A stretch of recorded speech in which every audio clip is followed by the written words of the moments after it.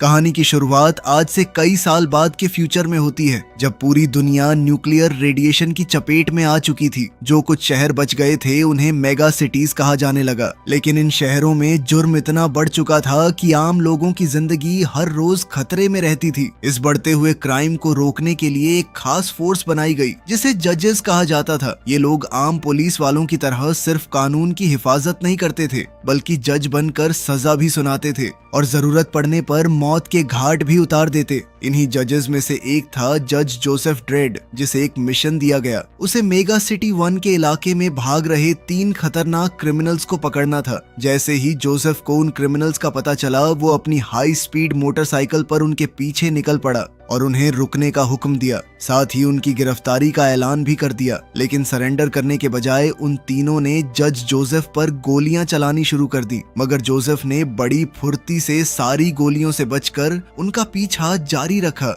ये चेस पूरे शहर की सड़कों पर और भी ज्यादा खतरनाक होती गई और तभी भागते हुए क्रिमिनल्स की गाड़ी ने सड़क पर चल रहे एक बेकसूर आदमी को कुचल दिया। अब जज जोसेफ को कानूनी तौर पर उन्हें वहीं खत्म करने की इजाजत मिल चुकी थी। उसने तुरंत अपनी मोटरसाइकिल के बिल्ट इन हथियार एक्टिवेट किए और फायरिंग शुरू कर दी। इन गोलियों की बौछार से क्रिमिनल्स की गाड़ी का बैलेंस बिगड़ गया और वो सड़क पर पलट गई। इसके बाद जोसेफ गाड़ी के पास पहुंचा और देखा कि उनमें से 2 क्रिमिनल्स वहीं मर चुके थे, लेकिन तीसरा आदमी जो पैसेंजर सीट पर बैठा था किसी तरह बच निकला और भागते हुए एक रेस्टोरेंट के अंदर घुस गया। वहां उसने एक कुक को बंदूक की नोक पर बंदी बना लिया। कुछ ही पल बाद जज जोसेफ भी वहां पहुंच गया। क्रिमिनल ने धमकी दी कि अगर उसकी बात नहीं मानी गई तो वो उस औरत को गोली मार देगा, लेकिन जोसेफ ने साफ कह दिया कि उसके पास सिर्फ एक ही ऑप्शन था, बिना किसी पैरोल के उम्र कैद की सजा। और अगर उसने सरेंडर नहीं किया तो ड्यूटी पर तैनात जज पर हमला करने की सजा उसे वहीं मौत के रूप में मिलेगी। लेकिन क्रिमिनल अपनी धमकियों से पीछे नहीं हटा।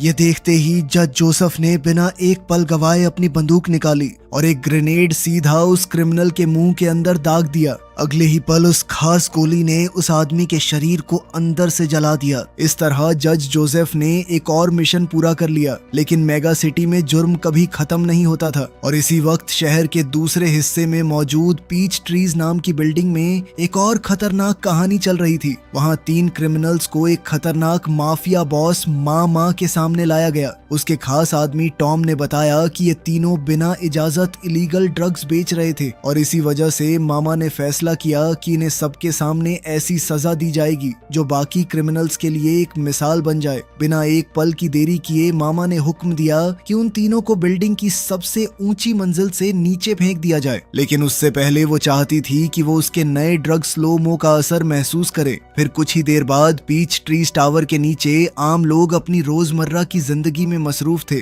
कि तभी अचानक आसमान से 3 इंसान सीधे बिल्डिंग की छत से नीचे आ गिरे। ये घटना देखकर हर कोई सन्न रह गया, लेकिन मेगा सिटी में ऐसे हालात अब आम बात बन चुके थे, इसलिए लोग कुछ पल रुक कर देखने के बाद फिर अपनी जिंदगी में लौट गए, इस उम्मीद में कि अब जजेस आकर मामला संभाल लेंगे। उधर जज जोसेफ अपना मिशन पूरा करके हेडक्वार्टर्स वापस लौट आया, जहां चीफ जज ने उसे एक नई रिक्रूट से मिलने के लिए बुलाया। उस लड़की का नाम था कसांड्रा एंडरसन। हालांकि कसांड्रा अपने टेस्ट्स में पास नहीं हो पाई थी और उसका स्कोर लगभग 3% कम था, लेकिन उसके पास एक ऐसी खास ताकत थी जिसकी वजह से उसे कम स्कोर के बावजूद भर्ती कर लिया गया। जोसेफ ने पूछा कि आखिर ऐसा क्या था इस लड़की में। इस पर चीफ जज ने कसांड्रा को कमरे के दूसरी तरफ मौजूद लोगों के बारे में बताने को कहा। दोनों के बीच एक शीशे की दीवार थी और सामने वाले लोग दिख भी नहीं रहे थे, लेकिन इसके बावजूद कसांड्रा ने उन सब का हुलिया बिल्कुल सही बता दिया। सिर्फ इतना ही नहीं, वो उनके जज्बात और एहसास तक महसूस कर सकती थी। ऑर्गेनाइजेशन के इतिहास में उससे ज्यादा ताकतवर साइकिक पहले कभी नहीं देखी गई थी। इसी वजह से चीफ जज ने उसे भर्ती करने का फैसला किया और अब उसने जोसेफ को हुक्म दिया कि वो कैसेंड्रा को अपने साथ एक टेस्ट मिशन पर ले जाए। हालांकि जोसेफ को यह फैसला ज्यादा पसंद नहीं आया, लेकिन उसने बिना बहस किए हुक्म मान लिया और कसांड्रा से कहा कि अपने पहले मिशन के लिए वो खुद कोई केस चुन ले। कुछ देर सोचने के बाद कसांड्रा ने पीच ट्रीज में हुए उस कत्ल की जांच करने का फैसला किया। ये वही जगह थी जहां उसका बचपन गुजरा था। अब दोनों तुरंत पीच ट्रीज की तरफ निकल पड़े। रास्ते में जोसेफ ने उससे पूछा कि आखिर वो जज क्यों बनना चाहती है। तो कैसांड्रा ने जवाब दिया कि उसे यकीन था कि वो शहर में जुर्म के खिलाफ लड़कर सच में कुछ बदलाव ला सकती है। उसने ये भी बताया कि क्योंकि उसने अपनी जिंदगी काफी हद तक पीच ट्रीज में गुजारी थी, इसलिए वो जानती थी कि उस बिल्डिंग में सिर्फ क्रिमिनल्स ही नहीं रहते, वहाँ बहुत से अच्छे और बेकसूर लोग भी रहते थे जिन्हें किसी की हिफाजत की जरूरत थी। कैसांड्रा का ये जवाब सुनकर पहली बार जोसेफ थोड़ा हैरान नजर आया। खैर कुछ ही देर बाद दोनों जज गथरी के पास पहुंचे, जिन्होंने उन्हें पूरी घटना के बारे में बताया। नीचे गिरने की वजह से लाशें बुरी तरह तबाह हो चुकी थीं, लेकिन जांच के बाद ये पता चल गया था कि तीनों लोग मामा के गैंग से जुड़े हुए क्रिमिनल्स थे। ये सुनकर कैसांड्रा ने पूछा कि आखिर ये मामा कौन थी। इस पर जज गथरी ने बताया कि पहले उसका नाम मैडलाइन मैड्रिगल था और वो एक बहुत बड़े इलीगल ड्रग डीलर की सबसे भरोसेमंद और कीमती साथी हुआ करती थी। लेकिन एक दिन उस आदमी ने उसके चेहरे पर चाकू से हमला कर दिया। बदले की आग में जलती मैडलाइन ने उस आदमी को खत्म कर दिया और उसके बाद पूरे गैंग पर कब्जा कर लिया। तब से लेकर आज तक मामा ने पीच ट्रीज की ज्यादातर मंजिलों पर अपना कब्जा जमा लिया था और पूरी बिल्डिंग में एक नए ड्रग स्लोमो का काला धंधा चला रही थी। ये कोई आम नशा नहीं था। इस ड्रग का असर इतना खतरनाक था कि इसे लेने वाले इंसान को वक्त सिर्फ 1% स्पीड से चलता हुआ महसूस होता था। मतलब असल दुनिया में सिर्फ कुछ ही सेकंड गुजरते थे, लेकिन उस इंसान को लगता था जैसे पूरी जिंदगी बीत गई हो। इसी वजह से जब उन तीनों क्रिमिनल्स को बिल्डिंग से नीचे फेंका गया तो असल में उनकी मौत कुछ ही पलों में हो गई थी, लेकिन उनके दिमाग में वो न जाने कितने वक्त तक गिरते रहे होंगे। मामा की बेरहमी और जुल्म की वजह से उससे सिर्फ क्रिमिनल्स ही नहीं बल्कि अथॉरिटीज तक डरती थीं, और शायद यही वजह थी कि इतने सालों से किसी जज ने पीच ट्रीज में घुसकर जांच करने की हिम्मत नहीं की। लेकिन जोसेफ उन लोगों में से नहीं था जो डर कर पीछे हट जाएं। उसने फैसला कर लिया था कि अब वो ये सब बदलेगा, इसलिए उसने कैसांड्रा की मदद ली और दोनों ने बिल्डिंग के अंदर घुसकर जांच शुरू कर दी। सबसे पहले उस फ्लोर से जहां से लाशें फेंकी गई थीं। तब कैसांड्रा ने अपनी साइकिक शक्तियों का इस्तेमाल किया और कुछ ही देर में पता लगा लिया कि हमलावर 39वें फ्लोर पर मौजूद हैं। अब दोनों तुरंत उस मंजिल की तरफ बढ़ गए। वहां पहुंचते ही कैसांड्रा की घबराहट साफ नजर आ रही थी। आखिर ये उसका पहला मिशन था, लेकिन उसने जज वाला हेलमेट पहनने से भी इनकार कर दिया क्योंकि हेलमेट उसकी साइकिक शक्तियों को कमजोर कर देता था। फिर जोसेफ ने बिना कुछ कहे अपार्टमेंट के दरवाजे पर एक विस्फोटक लगा दिया और जैसे ही धमाके के साथ ताला उड़ा, जज ने बिना एक पल गवाए अपनी बंदूक निकाली और सीधा फायरिंग शुरू कर दी। अंदर मौजूद कई क्रिमिनल्स स्लो मो के असर में थे। उनके लिए वक्त धीरे धीरे चल रहा था और वो हर गोली को अपनी तरफ आते हुए महसूस कर पा रहे थे, लेकिन जोसेफ के निशाने के सामने उनकी कोई चाल काम नहीं आई। कुछ ही पलों में उसने ज्यादातर क्रिमिनल्स को ढेर कर दिया। फिर बचे हुए लोगों की जांच करने के लिए जोसेफ ने कैसांड्रा को उनके दिमाग पढ़ने को कहा। इसी दौरान कैसांड्रा को पता चला कि उनमें टॉम भी मौजूद था, जो मामा के सबसे खास और भरोसेमंद आदमियों में से एक था। जोसेफ ने फैसला किया कि टॉम को जिंदा ले जाकर उससे पूछताछ की जाएगी, लेकिन मामा को जैसे ही उसकी गिरफ्तारी की खबर मिली, उसने खुद मामले में दखल देने का फैसला कर लिया। अपने खास आदमी सैम और एक जवान हैकर की मदद से मामा ने सबसे पहले बिल्डिंग के सिक्योरिटी ऑफिसर्स को खत्म करवा दिया। उसके बाद उसने पूरी बिल्डिंग के सिक्योरिटी गेट्स बंद करने का हुक्म दिया। उधर जोसेफ और कैसांड्रा बिल्डिंग से बाहर निकलने ही वाले थे कि अचानक लोहे के विशाल दरवाजे बंद हो गए और पीच ट्रीज पूरी तरह दुनिया से कट गया। तभी पूरी बिल्डिंग में मामा की आवाज गूंज उठी। उसने हर रेजिडेंट को बता दिया कि बिल्डिंग के अंदर 2 जजेस मौजूद हैं और उन्हें हर हाल में मारना जरूरी है। उसने साफ चेतावनी दी कि जो भी उन जजेस की मदद करने की कोशिश करेगा, उसे और उसके पूरे परिवार को बिना किसी रहम के मार दिया जाएगा। अब जोसेफ और कैसेंड्रा एक 200 मंजिला बिल्डिंग के अंदर फंस चुके थे, लेकिन इतनी बड़ी मुसीबत के बावजूद जोसेफ के चेहरे पर जरा भी घबराहट नहीं थी। उसने कैसांड्रा को हुक्म दिया कि वो तुरंत कोई सुरक्षित जगह ढूंढे, मगर रास्ते में पहली मंजिल के कुछ रेजिडेंट्स ने जजेस पर हमला करने की कोशिश की, लेकिन ये मिशन कैसांड्रा के लिए एक टेस्ट भी था। जोसेफ ने सीधा उसकी तरफ देखा और पूछा, ऐसी सिचुएशन में तुम क्या करोगी? कैसांड्रा ने तुरंत एक प्लान सोचा और कहा कि अगर वो रेस्पिरेटर्स पहनकर स्मोक बॉम्ब्स का इस्तेमाल करें तो दुश्मनों का ध्यान भटकाया जा सकता था। जोसेफ ने बिना वक्त गवाए उसकी बात मान ली।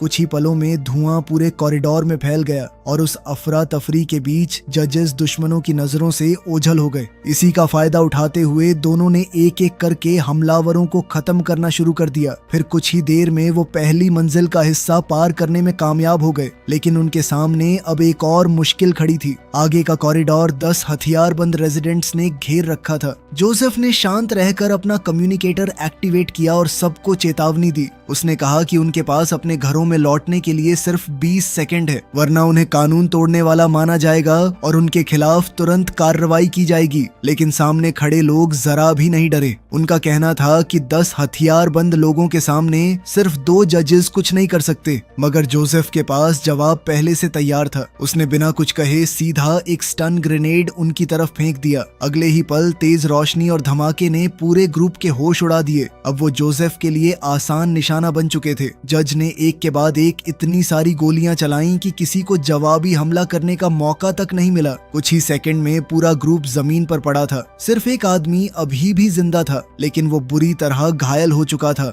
और अपनी जान की भीख मांगने लगा। ये देखकर कैसेंड्रा एक पल के लिए हिचकिचा गई, लेकिन जोसेफ ने उसे याद दिलाया कि जज का फर्ज जज्बातों से नहीं कानून से चलता है। अब कैसेंड्रा के पास कोई और रास्ता नहीं था। उसने आंखें बंद की और ट्रिगर दबा दिया। मगर एक और मुकाबला जीतने के बाद भी उनकी मुश्किलें कम नहीं हुई। दोनों जानते थे कि उन्हें जितनी जल्दी हो सके कोई सुरक्षित जगह ढूंढनी होगी। जोसेफ ने हॉस्पिटल विंग में पनाह लेने की कोशिश की, लेकिन वहां के डायरेक्टर ने साफ इनकार कर दिया। उसका कहना था कि वो अपने मरीजों की जान खतरे में नहीं डाल सकता, और क्योंकि हॉस्पिटल को न्यूट्रल एरिया माना जाता था, इसलिए कोई जज भी जबरदस्ती अंदर नहीं घुस सकता था। मजबूरन जोसेफ ने कैसेंड्रा को आगे बढ़ने का इशारा किया और टॉम को साथ लेकर दोनों दोबारा सफर पर निकल पड़े। दोनों एक के बाद एक कई मंजिलें पार करते गए, लेकिन कुछ ही देर बाद एक और हथियारबंद ग्रुप उनकी तरफ बढ़ता हुआ नजर आया। जोसेफ जानता था कि उसके पास गोलियां कम हैं और उसे उन्हें संभाल कर इस्तेमाल करना होगा। वो तुरंत छुपने के लिए कोई जगह ढूंढने लगा। तभी कैसेंड्रा को याद आया कि उसकी एक पुरानी दोस्त इसी फ्लोर के एक अपार्टमेंट में रहती थी।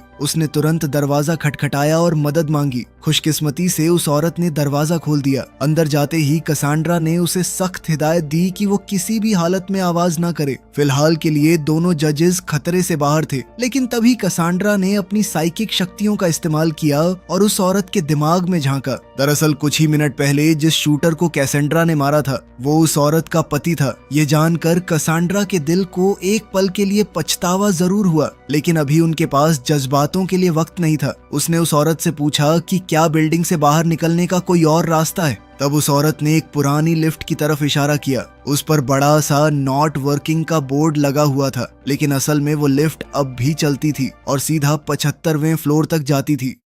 इसके बाद जोसेफ और कैसेंड्रा उस पुरानी लिफ्ट के जरिए ऊपर की तरफ बढ़ने लगे, लेकिन उन्हें जरा भी अंदाजा नहीं था कि बिल्डिंग के सिक्योरिटी कैमरों के जरिए वो जवान हैकर उनकी हर हरकत पर नजर रखे हुए था। जजेस की लोकेशन मिलते ही मामा ने फैसला कर लिया कि अब इस मामले को हमेशा के लिए खत्म कर देना चाहिए, और अगले ही पल 75वें फ्लोर के भारी लोहे के गेट्स धीरे धीरे बंद होने लगे। जैसे ही लिफ्ट वहां पहुंची, जोसेफ ने आसपास का जायजा लिया। हैरानी की बात यह थी कि कहीं भी कोई स्नाइपर मौजूद नहीं था, और उस पूरे फ्लोर में सिर्फ बिल्डिंग के अंदर वाले एरिया की बालकनी ही एक खुली जगह थी। उसने कैसेंड्रा को हुक्म दिया कि वो टॉम के साथ लिफ्ट के पास ही रुककर इंतजार करे, जबकि वो खुद अकेला आगे बढ़कर हालात का पता लगाएगा। जैसे ही जोसेफ अंदर वाले इलाके तक पहुंचा, उसने सामने वाली तरफ मामा और उसके आदमियों को देखा। सभी के हाथों में भारी भरकम हथियार थे। अपना शिकार सामने देखते ही मामा ने बिना देरी किए फायरिंग का ऑर्डर दे दिया, और अगले ही पल पूरा फ्लोर गोलियों की आवाज से गूंज उठा। वो तीनों तुरंत लिफ्ट की दीवार के पीछे छिप गए, लेकिन वो पनाह ज्यादा देर तक उनकी हिफाजत नहीं कर सकती थी। मामा ने अपने सारे आदमियों को लिफ्ट पर ही फायरिंग करने का हुक्म दे दिया। हर गुजरते सेकंड के साथ दीवार टूटने लगी थी। तभी जोसेफ ने अपने हथियार का ग्रेनेड लॉन्चर एक्टिवेट किया और सामने वाली दीवार पर ग्रेनेड दाग दिया। धमाके के साथ दीवार का एक हिस्सा टूट गया और बिल्डिंग के बाहर का रास्ता खुल गया। इसी मौके का फायदा उठाते हुए जोसेफ, कैसेंड्रा और टॉम खतरे से बाहर निकलने में कामयाब हो गए। कुछ ही देर बाद गोलीबारी रुक गई। फिर मामा ने तुरंत सैम को हुक्म दिया कि जजेस की लाशें ढूंढ कर लाई जाएं, ताकि यकीन हो सके कि वो सच में मर चुके हैं। लेकिन उसी वक्त जोसेफ और कैसेंड्रा ने हेडक्वार्टर्स से संपर्क किया और तुरंत मदद की मांग की। बदकिस्मती से मदद को पीच ट्रीज तक पहुंचने में अभी कुछ और मिनट लगने वाले थे। जोसेफ जानता था कि एक ही जगह रुकना खतरनाक होगा, इसलिए उसने कसांड्रा को अपने हथियार दोबारा रीलोड करने को कहा और दोनों ऊपर की मंजिलों की तरफ बढ़ने की तैयारी में लग गए। दूसरी तरफ मामा तबाह हो चुके फ्लोर को देखते हुए अपने आदमियों का इंतजार कर रही थी कि वो लाशें लेकर लौटेंगे, लेकिन अगले ही पल अचानक जोसेफ मलबे के बीच से निकला। वो सीधा सैम पर टूट पड़ा और उसे बालकनी से नीचे धक्का दे दिया। उसके बाद वो पल भर में दोबारा मलबे के बीच गायब हो गया। अब मामा को समझ आ चुका था कि उसका सामना किसी आम जज से नहीं है, और सबसे बड़ी बात, टॉम अब भी जज की गिरफ्त में था। मामा जानती थी कि अगर उसने मुंह खोल दिया तो उसके सारे राज अथॉरिटीज के सामने आ सकते हैं। इस दौरान जोसेफ और कैसेंड्रा बिल्डिंग के एक क्लासरूम में छिप गए और वहां बैठकर ये सोचने लगे कि अब टॉम के साथ क्या किया जाए। जोसेफ को लग रहा था कि टॉम सिर्फ उनकी रफ्तार को धीमा कर रहा है, इसलिए उसने फैसला किया कि कम से कम उससे कुछ जानकारी ही निकाल ली जाए। तब जोसेफ ने टॉम से पूछा कि वो मामा के बारे में क्या जानता है, लेकिन टॉम ने मुंह खोलने से साफ इनकार कर दिया। ये देखकर जोसेफ का सब्र टूट गया। उसने उस आदमी को पकड़कर दीवार से दे मारा और उसे टॉर्चर करते हुए पूछताछ करने लगा, लेकिन तभी कसांड्रा ने उसे रोक दिया। उसने कहा कि वो टॉम से सच बुलवाने का एक और तरीका जानती है। अपनी साइकिक शक्तियों का इस्तेमाल करते हुए कसांड्रा सीधा टॉम के दिमाग में घुस गई। अपनी आंखों के सामने ये सब देखकर टॉम खुद हैरान रह गया, लेकिन क्योंकि कसांड्रा उसके दिमाग के अंदर मौजूद थी, उसने उल्टा उसके दिमाग पर कब्जा करने और उसकी ताकत का फायदा उठाने की कोशिश की, लेकिन कसांड्रा उससे कहीं ज्यादा ताकतवर निकली। कैसेंड्रा ने उस पर मानसिक दबाव बनाना शुरू कर दिया और उसे मामा के बारे में सब कुछ बताने पर मजबूर कर दिया। आखिरकार उसका प्लान काम कर गया। कुछ देर बाद कैसेंड्रा अपने शरीर में वापस लौट आई और बताया कि उसे सारी जरूरी जानकारी मिल चुकी है। असल सच ये था कि मामा ने धीरे धीरे दूसरे गैंग्स को खत्म कर दिया था और पीच ट्रीज की ज्यादातर मंजिलों पर अपना कब्जा जमा लिया था। इतना ही नहीं, उसने इस पूरी बिल्डिंग को स्लोमो ड्रग बनाने की फैक्ट्री में बदल दिया था। जब कैसेंड्रा जोसेफ को ये सब बता रही थी, उसी वक्त बिल्डिंग के मेन एंट्रेंस पर दो और जजेस पहुंच गए। उन्होंने सिक्योरिटी से बात करने की मांग की, लेकिन मामा ने तुरंत उस जवान हैकर को आगे कर दिया। उसने उसके पेट पर चाकू रख दिया और धमकी दी कि अगर जजेस को अंदर आने दिया गया तो वो उसे वहीं मार डालेगी। मजबूरन हैकर जजेस से बात करने लगा। जजेस ने बिल्डिंग के अंदर आने की इजाजत मांगी, लेकिन हैकर ने झूठ बोलते हुए कहा कि बिल्डिंग में आग लगने की वजह से सिस्टम फेल हो गया है और अभी गेट्स काम नहीं कर रहे। ऊपर की मंजिलों से उठता हुआ धुआं देखकर जजेस को उसकी बात पर यकीन भी हो गया, लेकिन जाने से पहले उन्होंने उसे चेतावनी दी कि मरम्मत का काम जल्दी खत्म किया जाए, वरना उन्हें कोई दूसरा तरीका निकालना होगा। इस तरह हैकर मुश्किल से बच निकला और मामा को जजेस से निपटने के लिए थोड़ा और वक्त मिल गया। दूसरी तरफ कैसेंड्रा ने जोसेफ को सलाह दी कि उन्हें किसी सुरक्षित जगह पर छिपकर मदद का इंतजार करना चाहिए, लेकिन जोसेफ का इरादा कुछ और ही था। उसका मानना था कि अब वक्त आ गया है, मामा का खेल खत्म कर दिया जाए। अब जब उनके पास पीच ट्रीज के सारे जुर्मों के सबूत मौजूद थे, तो उनका अगला कदम सीधा टारगेट को खत्म करना था। मगर कैसेंड्रा को यह फैसला बिल्कुल सही नहीं लगा, पर जोसेफ फैसला कर चुका था। उसने कैसेंड्रा को सीधा हुक्म दिया कि वो उसके ऑर्डर्स फॉलो करे और उसके साथ चले। इसके बाद दोनों जजेस एलिवेटर्स की तलाश में आगे बढ़ने लगे। तभी दो हथियारबंद लड़कों की नजर उन पर पड़ गई। मामा के डर से दोनों लड़के घबरा गए और उन्होंने जोसेफ पर अचानक बंदूक तान दी। उन्होंने उससे हाथ ऊपर करने को कहा, वरना वो गोली चला देंगे, लेकिन जोसेफ बिल्कुल भी नहीं घबराया। उसने आराम से अपनी बंदूक उनकी तरफ तान दी और कहा कि वो गोली चला ही नहीं सकते, क्योंकि उसने उनकी गन्स को पहले ही लॉक कर दिया था। ये सुनकर दोनों घबरा गए। इसी तनाव भरे पल का फायदा उठाकर टॉम ने कैसेंड्रा की एक छोटी सी लापरवाही का इस्तेमाल किया और अपनी हथकड़ियों से निकल गया। अगले ही पल उसने कैसेंड्रा को पकड़ लिया और उसके सिर पर बंदूक तान दी। उसने धमकी दी कि अगर किसी ने उसे रोकने की कोशिश की तो वो कैसेंड्रा को गोली मार देगा। जोसेफ ने उसकी मदद करने की कोशिश की, लेकिन इसी दौरान दोनों लड़कों ने डर के मारे ट्रिगर दबा दिया। जोसेफ ने गोलियों से बचते हुए लड़कों की उम्र का लिहाज करते हुए उन पर सिर्फ बेहोश कर देने वाली बुलेट्स का इस्तेमाल किया, लेकिन इस अफरा तफरी का फायदा उठाकर टॉम एलिवेटर के जरिए भाग निकला और कैसेंड्रा को अपने साथ बंदी बनाकर ले गया। कुछ ही देर बाद वो दोनों बिल्डिंग के सबसे ऊपर वाले फ्लोर पर पहुंच गए, जहां मामा और उसका गैंग पहले से मौजूद था। मामा ने टॉम पर बहुत गुस्सा किया। उसके मुताबिक जब टॉम के पास मौका था तभी उसे सब कुछ खत्म कर देना चाहिए था। अब जब जोसेफ को बिल्डिंग के अंदर चल रहे उसके सारे काले धंधों के बारे में पता चल चुका था, तो मामा के पास सबूत मिटाने के अलावा कोई और रास्ता नहीं था। उसने अपने गैंग को हुक्म दिया कि कैसेंड्रा को जिंदा रखा जाए ताकि उसका इस्तेमाल जोसेफ को फंसाने के लिए किया जा सके। लेकिन तभी अचानक पूरी बिल्डिंग में जज जोसेफ की आवाज गूंज उठी। उसने हर उस इंसान को चेतावनी दी जो उस पर हमला करने की सोच रहा था। जोसेफ ने कहा कि मामा सिर्फ एक आम क्रिमिनल है और उसके हुक्म मानने वाले हर इंसान को कानून के मुताबिक सजा दी जाएगी। आखिर में उसने मामा को सीधा मैसेज भेजा और कहा कि उसका आखिरी वक्त बहुत करीब है। मामा ने भी ये चुनौती कबूल कर ली और तुरंत हैकर को जोसेफ की लोकेशन ढूंढने का हुक्म दिया। कुछ ही पल बाद हैकर ने पता लगा लिया कि जोसेफ उनसे लगभग 10 फ्लोर्स नीचे बिल्डिंग के ईस्ट क्वाड्रेंट में मौजूद था। जैसे ही लोकेशन मिली, मामा ने तुरंत गुंडों की एक टीम वहां भेज दी। वहां पहुंचकर उन्हें एक बूथ के अंदर जज जोसेफ के हेलमेट का साया नजर आया। एक पल भी गवाए बिना उन्होंने फायरिंग शुरू कर दी और शीशे पर खून के छींटे उड़ने लगे। लेकिन जब वो बूथ के अंदर गए तो उनके होश उड़ गए। अंदर जज जोसेफ नहीं बल्कि मामा का ही एक आदमी पड़ा था। असल में जोसेफ ने एक और चाल चल दी थी और इस बार पूरी टीम उसके जाल में फंस चुकी थी। तभी अचानक वो क्वाड्रेंट की दूसरी तरफ से सामने आया और बिना देरी किए अपनी बंदूक से एक राउंड फायर कर दिया। गोली उन गुंडों की तरफ जाते हुए कई गोलियों में बदल गई और उन सभी गुंडों को जलाकर राख कर दिया। इस तरह जोसेफ ने एक और मुकाबला जीत लिया। ये सब देखकर टॉम को पहली बार एहसास हुआ कि शायद जज जोसेफ को रोकना नामुमकिन था, लेकिन मामा के पास अभी भी एक आखिरी चाल बाकी थी।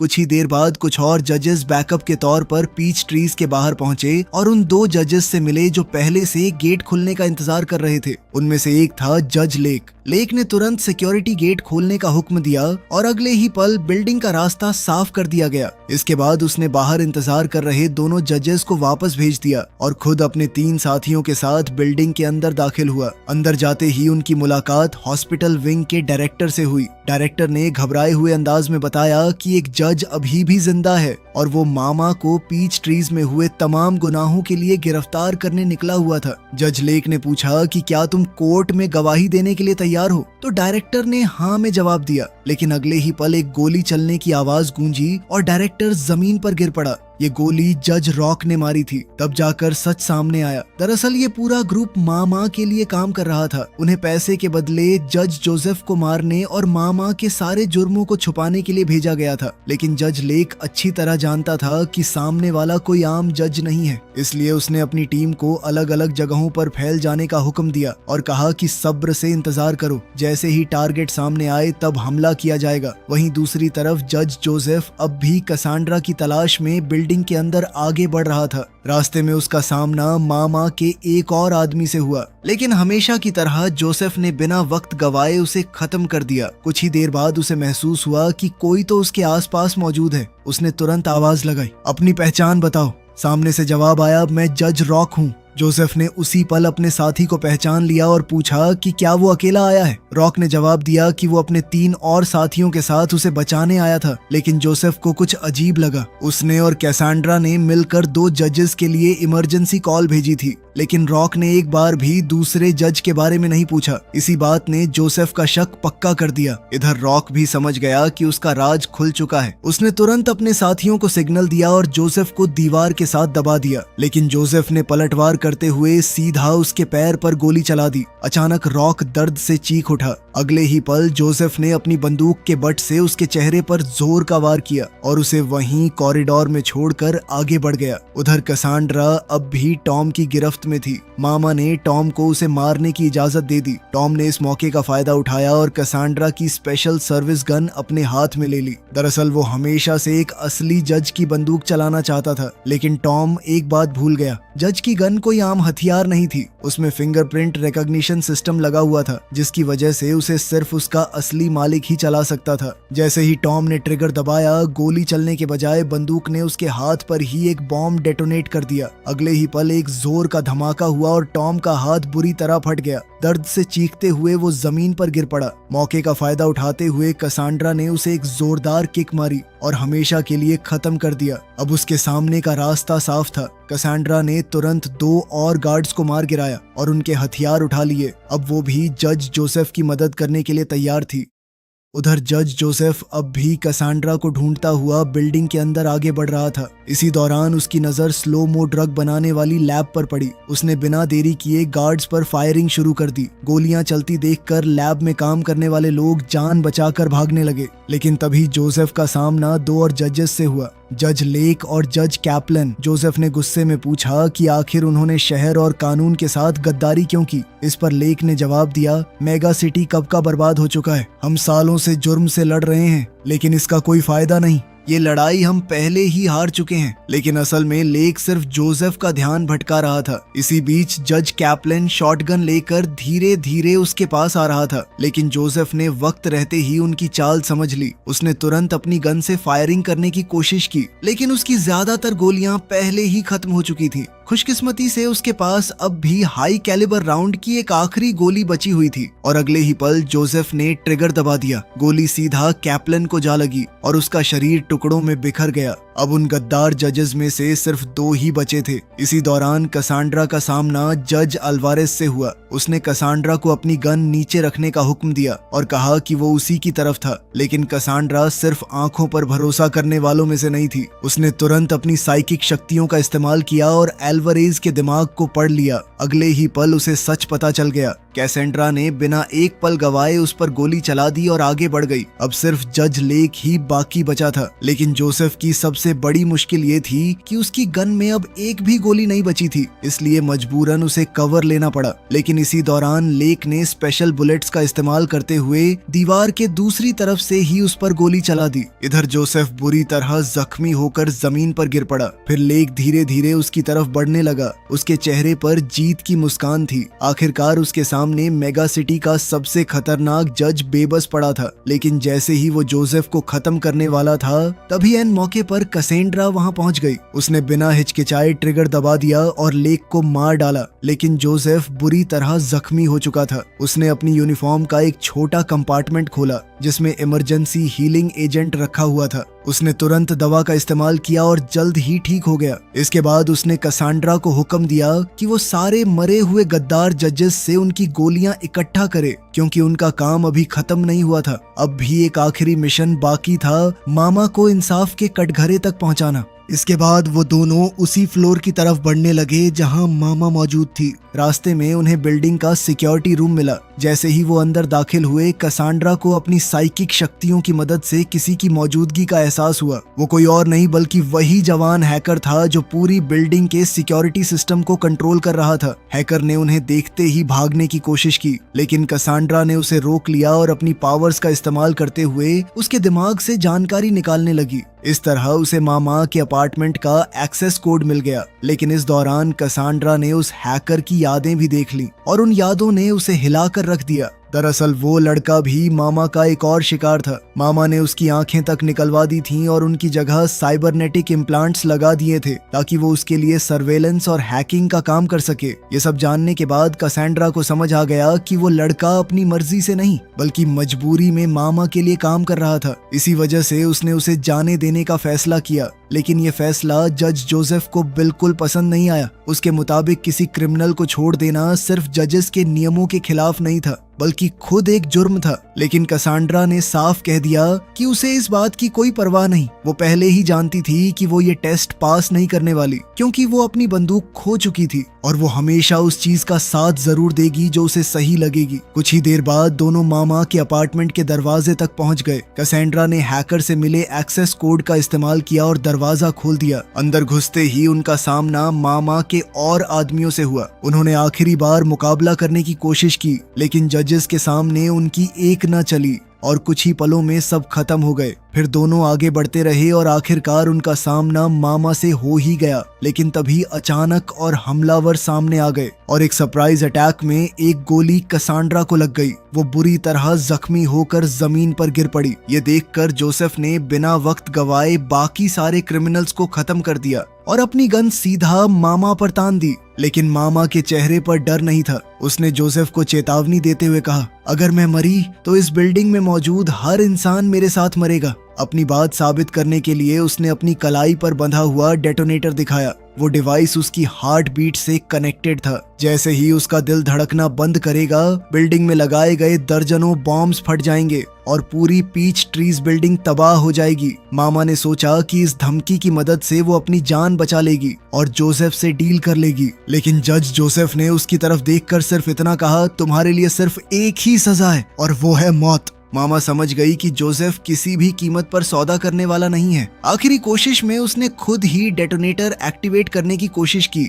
लेकिन उससे पहले ही जोसेफ ने ट्रिगर दबा दिया। गोली सीधा मामा के पेट में जा लगी, जिससे वो जख्मी होकर बेड पर गिर पड़ी। अब उसकी मौत सिर्फ कुछ पल दूर थी और उसके साथ ही वो बॉम्ब्स भी एक्टिवेट होने वाले थे। लेकिन जज जोसेफ के पास इस समस्या का भी एक हल था। उसने मामा को उठाया और उसे खींचकर खिड़की के पास ले गया। इसके बाद उसने उसके मुंह में स्लोमो ड्रग की डोज डाल दी। अब वक्त आ चुका था फैसला सुनाने का। जज जोसेफ ने वहीं खड़े खड़े मामा को उसके तमाम जुर्मों के लिए दोषी करार दिया और फिर उसने उसकी सजा सुनाई। उसकी सजा थी कि उसका अंजाम वैसा ही हो जैसा उसने उन 3 लोगों के साथ किया था जिनके मर्डर केस में वो यहाँ आया था। अगले ही पल जोसेफ ने मामा को सीधा खिड़की से बाहर धक्का दे दिया। मामा पीच ट्रीज के एक खुले हिस्से की तरफ गिरने लगी, लेकिन स्लोमो के असर की वजह से उसके लिए वक्त लगभग रुक सा गया था। उसका हर पल घंटों जैसा महसूस हो रहा था। वो धीरे धीरे हवा में गिरती रही और आखिरकार उसका शरीर बिल्डिंग के नीचे जमीन से जा टकराया। उसी पल उसकी कलाई से जुड़ा डेटोनेटर एक्टिवेट हो गया।